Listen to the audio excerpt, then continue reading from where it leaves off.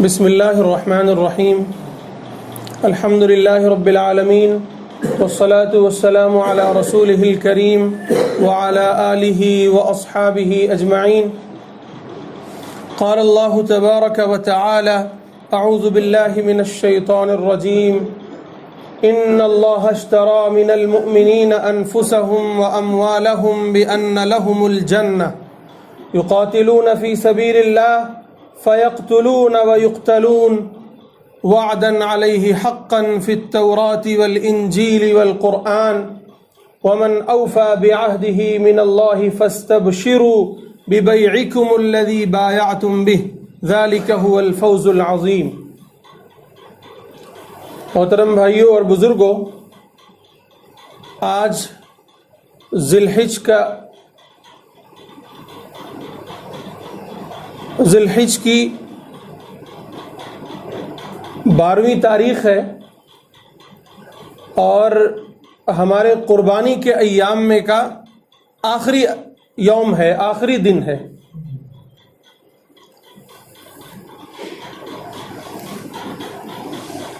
یہ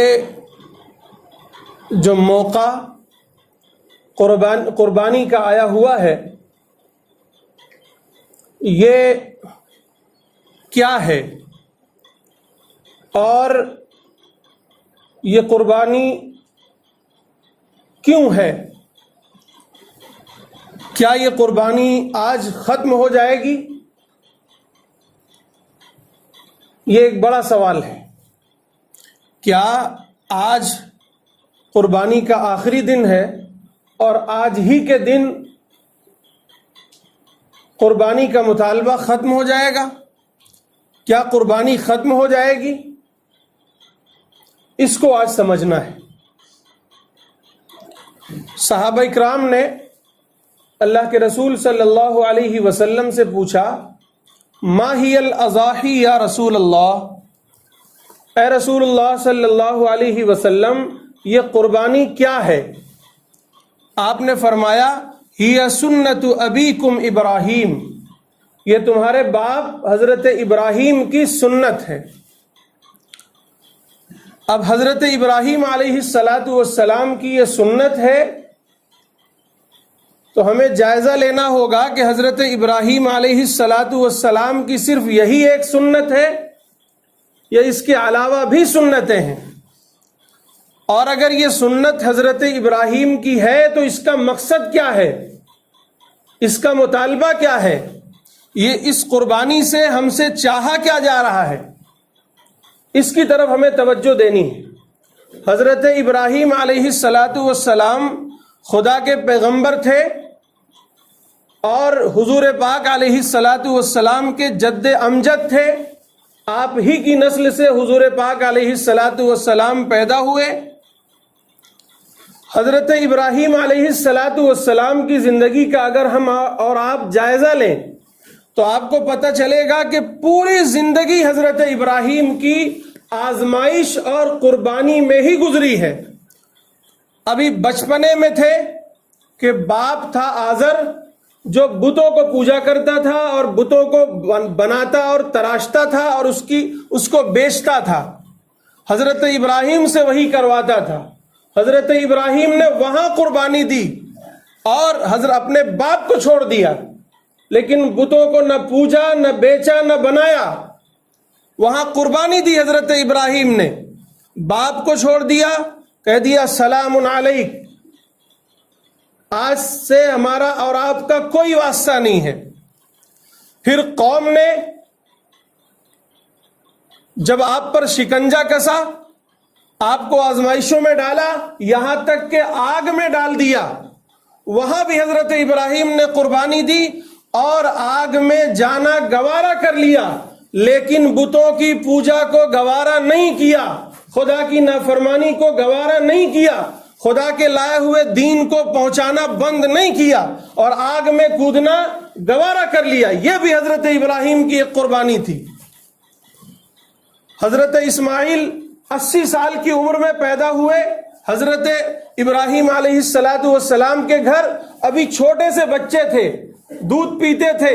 اللہ تعالیٰ کی طرف سے حکم ہوا کہ ابراہیم اس کو اور اس کی ماں کو لو فلسطین سے لے جا کر کے مکے میں، جہاں آج خانہ کعبہ بنا ہوا ہے، جہاں آج مکہ شہر آباد ہے، اس وقت کچھ بھی نہیں تھا، یہاں تک کہ ایک درخت بھی نہیں تھا، ایک پانی کا چشمہ اور ایک پانی کا کنواں بھی نہیں تھا، بالکل بے آب و گیاہ، جنگل، ریگستان، کچھ بھی نہیں تھا۔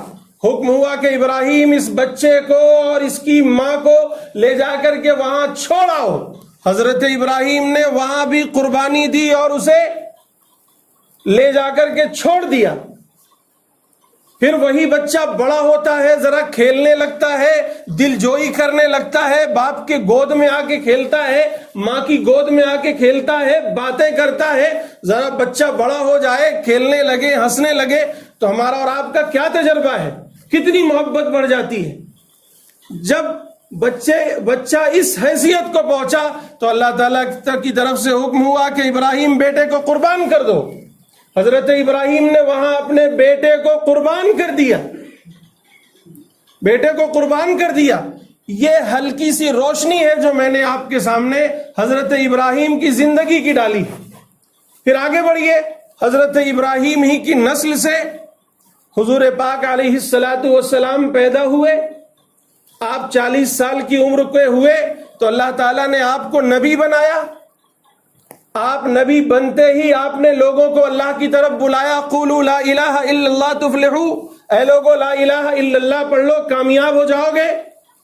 لوگوں نے آپ کا بائیکاٹ کیا، اس طرح بائیکاٹ کیا کہ آپ کو ایک شعب ابی طالب، پہاڑیوں کے درمیان ایک گھاٹی تھی، وہاں آپ کو اور آپ کے خاندان کو نظر بند کر دیا گیا۔ گویا ایک طرح جیل کی سی کیفیت ہو گئی وہاں، اور کہہ دیا گیا کہ پوری برادری نہ ان سے بات کریں گے، نہ کوئی ان کو کھانا پہنچائے گا، نہ ان کی تیمارداری کوئی کرے گا، نہ ان کے بیماروں کو کوئی دوا علاج کروائے گا، ان کو چھوڑ دو یوں ہی۔ ابو طالب وہیں بیمار ہوئے، حضرت خدیجہ وہیں بیمار ہوئی، اور اسی بیماری کے نتیجے میں ان دونوں کا انتقال ہوا اسی سال۔ اور وہاں کی حالت یہ تھی کہ لوگ پتے چبایا کرتے تھے، پتے چبا چبا کر کے پیٹ بھرا کرتے تھے۔ 3 سال تک اس طرح آپ کو بائیکاٹ کیا گیا، لیکن آپ نے قربانی دی۔ حضور پاک علیہ السلام نے قربانی دی کہ میں اللہ کو، اللہ کے دین کو، اللہ کے دین کی دعوت کو نہیں چھوڑ سکتا، سارا جہان چھوٹ جائے۔ مکے والوں نے کہا، اے محمد اگر آپ چاہتے ہیں کہ مکے کی سرداری آپ کو مل جائے تو سرداری، مکے کی سرداری آپ کے قدموں میں۔ آپ نے وہاں قربانی دی کہ نہیں ہے، ہرگز ایسا نہیں ہو سکتا، میں اللہ اور اس کے رسول، اس کے دین کو نہیں چھوڑ سکتا، مکے کی سرداری اللہ کے دین پر قربان۔ لوگوں نے کہا کہ اگر آپ مکے کا سارا مال چاہتے ہیں، سب سے زیادہ مالدار بننا چاہتے ہیں، تو مکے کا سب سے عمدہ مال آپ کے قدموں میں۔ آپ نے کہا ہرگز نہیں، اس مال کو میں اپنے پیروں کی ٹھوکروں میں مارتا ہوں، مجھے اللہ کا دین پسند ہے، اللہ کے دین کی دعوت پسند ہے، مجھے اللہ پسند ہے، میں تمہارے اس مال کو اللہ کے دین پر قربان کرتا ہوں۔ لوگوں نے کہا کہ تمہیں مکہ چھوڑنا پڑے گا۔ اللہ کے رسول نے اور صحابہ اکرام نے کہا کہ مکہ چھوڑ دیں گے، خانہ کعبہ چھوڑ دیں گے، اپنی جائیداد چھوڑ دیں گے، اپنا گھر چھوڑ دیں گے، اپنا گاؤں چھوڑ دیں گے، اپنا شہر چھوڑ دیں گے، لیکن اللہ کا دین نہیں چھوڑیں گے، اللہ کے دین کی دعوت نہیں چھوڑیں گے۔ یہ قربانی تھی۔ آپ مکے مدینے میں آئے، جنگوں میں آپ نے قربانی دی، جگہ جگہ قربانی دی۔ اللہ کی طرف سے حکم آیا کہ اے محمد اگر آپ چاہتے ہیں تو یہ احد پہاڑ آپ کے لیے سونا بنا دیا جائے، لیکن آپ نے وہاں بھی قربانی دی، نہیں مجھے سونا نہیں چاہیے، کیونکہ میرے امت میں غربا بھی ہوں گے، میں چاہتا ہوں کہ میرا حشر ان کے ساتھ ہو، میں غربا میرے اپنا دل نہ چھوٹا کریں، جو غریب ہوں گے میری امت میں کبھی وہ یہ نہ سوچیں کہ محمد الرسول اللہ صلی اللہ علیہ وسلم تو اتنے مالدار تھے اور ہمارے پاس کچھ نہیں، ہم قلاش ہیں۔ ان کی دلجوئی کے لیے آپ نے وہ بھی قربان کر دیا۔ صحابہ اکرام نے قربانیاں دی، اپنا گھر بار چھوڑ دیا. 2 لاکھ کے قریب صحابہ اکرام کی تعداد پہنچتی ہے.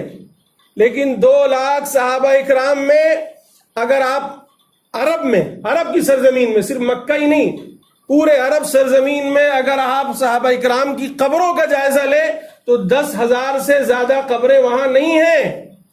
سب نکل گئے، اپنے ہندوستان میں آئے، افریقہ گئے، یورپ گئے. ترکی آج جو اتنا بڑا شہر ہے مسلمانوں کا، وہ صحابہ اکرام کی برکت سے ہے.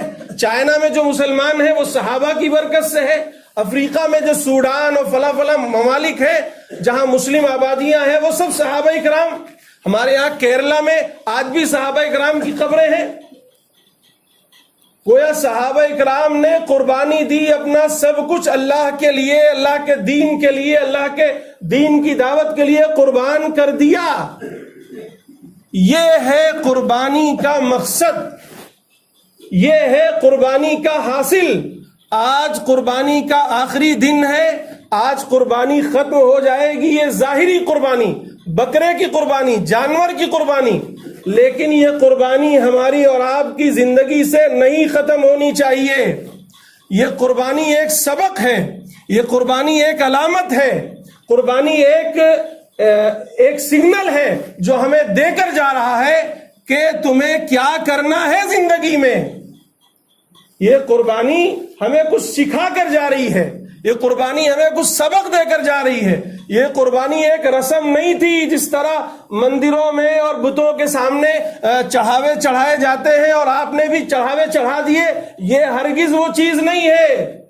یہ جہاں ایک طرف عبادت ہے اللہ کی محبت میں سرشار ہو کر اپنے مال کو قربان کرنا ہے، وہیں یہ قربانی ایک عزم ہے، ایک ارادہ ہے، ایک حوصلہ ہے، آگے کے لیے ایک پلاننگ ہے کہ مجھے اسی طرح اللہ کے لیے، اللہ کے دین کے لیے، اللہ کے دین کی سربلندی کے لیے، اللہ کے دین کے غلبے کے لیے، اللہ کے دین کی دعوت کے لیے مجھے ہر لمحے قربانی کے لیے تیار رہنا ہے.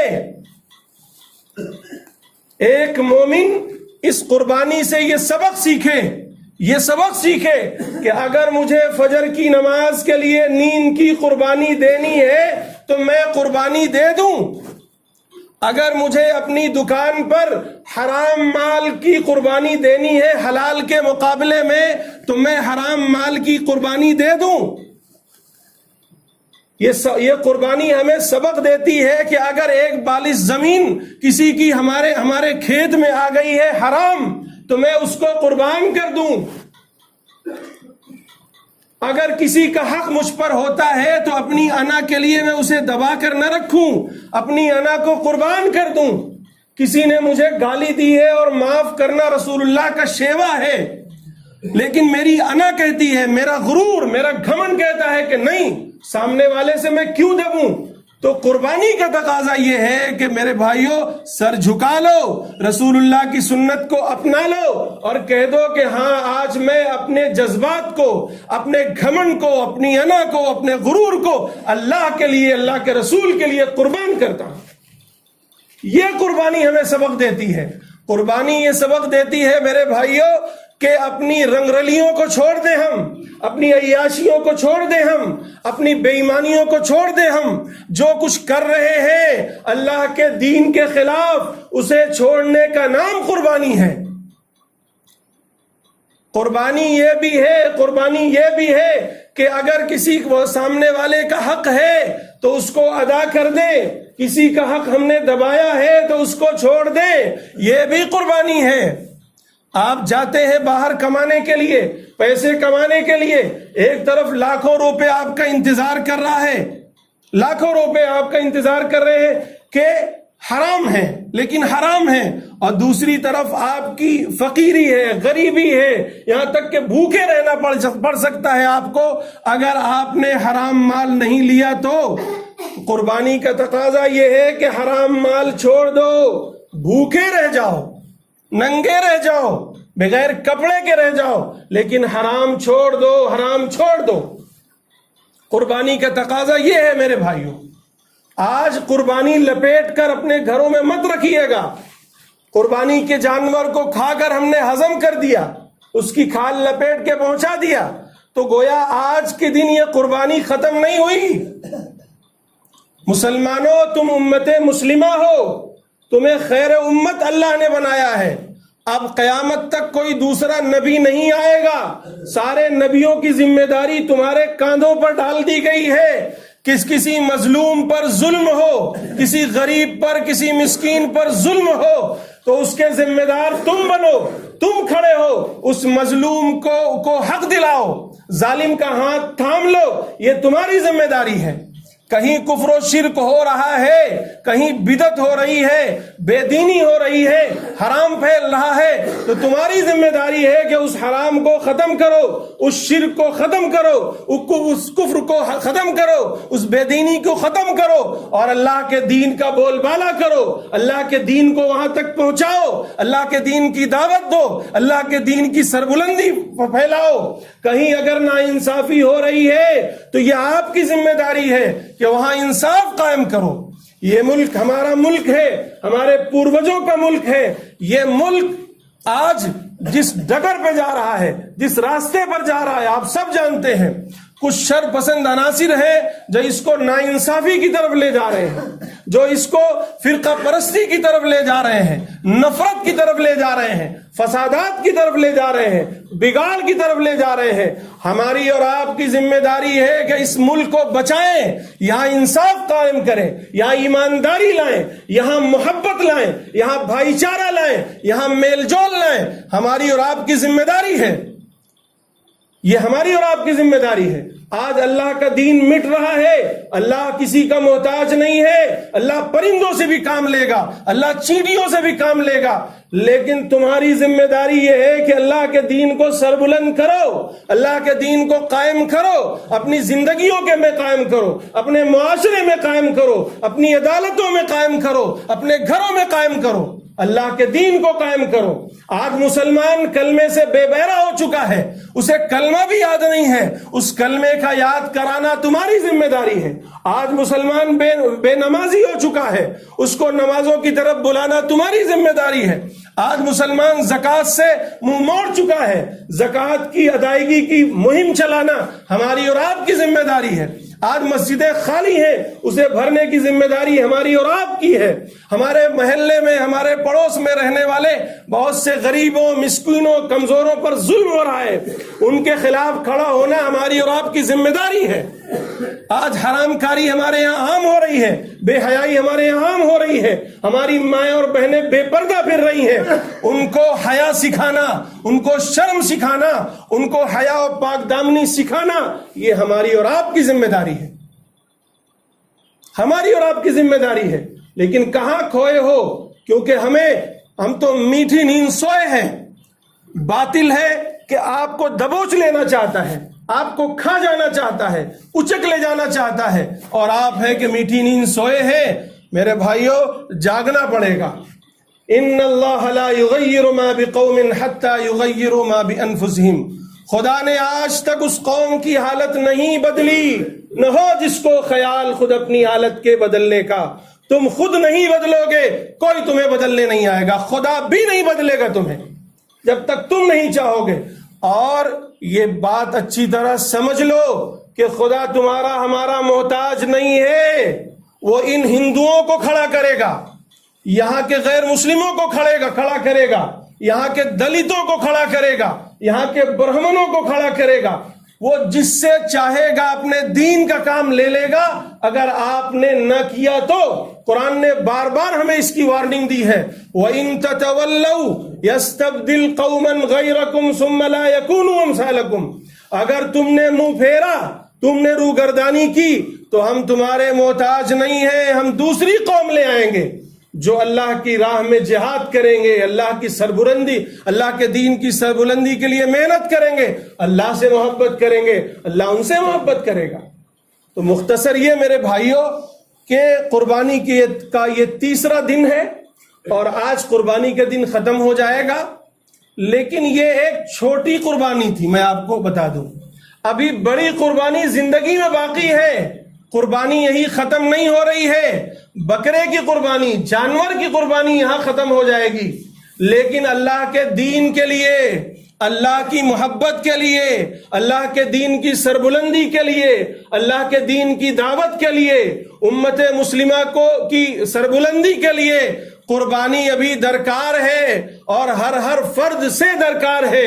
کبھی مال کی قربانی مانگی جائے گی تو آگے بڑھو اپنا مال لے کر، کبھی جان کی قربانی مانگی جائے گی تو آگے بڑھو اپنی جان کی قربانی لے کر، کبھی تمہاری انا، تمہارے غرور اور تمہارے گھمنڈ کی قربانی مانگی جائے گی تو سر اپنا نیچا کر دو کہ اللہ اور اس کے رسول کا حکم ہے تو سر آنکھوں پر کہہ دو، سر آنکھوں پر۔ یہ حوصلہ ہمارے اندر پیدا ہونا چاہیے۔ گویا ہمیں یہ قربانی ایک سبق، اس قربانی نے ہمیں ایک سبق دیا ہے۔ وہ سبق یہ ہے کہ یہ قربانی ختم نہیں ہوئی، یہ قربانی ایک چھوٹی قربانی ہے جس نے ہمیں یہ سکھلایا کہ اپنی زندگی میں اللہ کے لیے اگر مجھے سب کچھ قربان کرنا پڑے گا تو کر دوں گا۔ مال، جان، عزت، گھمنڈ، غرور، انا، جو کچھ بھی رائے، جو کچھ قربان کرنا پڑے مجھے اللہ کے لیے، اللہ کے دین کے لیے، اللہ کے دین کی دعوت کے لیے قربان کر دوں گا۔ تو آج طے کیجئے کہ جتنے لوگ یہاں آئے ہیں ان کی سب سے پہلی قربانی یہ ہے کہ اپنی خواہشات کی قربانی دیجئے، اپنی نیندوں کی قربانی دیجئے، اپنی غفلت کی قربانی دیجئے، اور آج سے 5 وقتہ نمازوں کی پابندی شروع کیجئے۔ کتنے لوگ ہیں جو آج سے 5 وقتہ نماز شروع کر رہے ہیں؟ ہاتھ اٹھا کر بتائیں۔ کم از کم اللہ کے بندو آج خدا کے دربار میں بیٹھے ہو، یہاں ہاتھ اٹھا لو، ہو سکتا اللہ قبول کر لے اور زندگی بھر آپ نمازی بن جائیں۔ سب لوگ اٹھائیں بھائی، ایک شخص بھی نہیں اٹھائے گا تو میں بات ختم نہیں کروں گا، جمعے کی خطبہ نہیں پڑھوں گا۔ سارے لوگ اٹھائیں بھائی، انشاءاللہ سب آج سے نماز پڑھیں گے۔ سب سے پہلی قربانی یہ ہے کہ آج سے آپ نمازی ہوں گے انشاءاللہ۔ اللہ تعالیٰ آپ کو بھی اور مجھے بھی عمل کی توفیق نصیب فرمائے۔ وآخر دعوانا